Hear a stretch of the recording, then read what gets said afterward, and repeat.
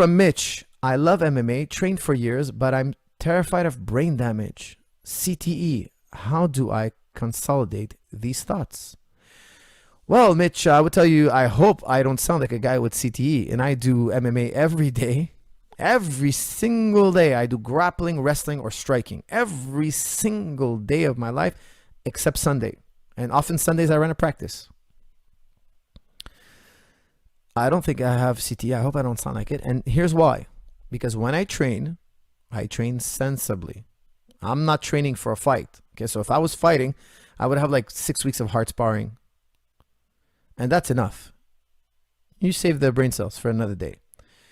When I'm sparring throughout the year, it's just friendly, playful stuff. Like I learned that from the Thais. You know, it's a great lesson. Arguably the greatest striker I ever worked with. One of the greatest strikers, I should say, because I've had the privilege of working with so many great strikers. I don't want to signal any out, but so many of them just play spar. It's just crazy. Like Raymond Daniels can hit you with a back kick, no joke, in the first 20 seconds of a fight. So if the bell rings, ding, 20 seconds, within, let's say within 20 to 60 seconds, he's back kicking you full power. Now, I'm talking about in a fight. In sparring, though, he'll just give you a little. He's the sweetest sparring partner you ever have. Like I've sparred with him myself. He's the last guy who's gonna hurt me, not because he couldn't, but because he's the best training partner, man. I saw him and George spar, and they spar for hours, man, just playing around, just trying to tag each other, full speed, and they stop it right before they touch you. It's amazing what seasoned fighters do. You know, they get so much practice in without hurting each other, and they have this respect for one another, and they're gonna pull on their strikes, and they get world-class skill. Plus, they're healthy. So why would you train another way? Now, I'll tell you a quick story. I won't mention names. There was this one professional fighter sparring with another professional fighter. Not happening in my gym. This doesn't happen in my gym. One professional fighter is an elite striker, like a killer striker. And he's fighting this MMA guy. Okay, a really good MMA guy. I won't say more than that, but he was a top 5 guy.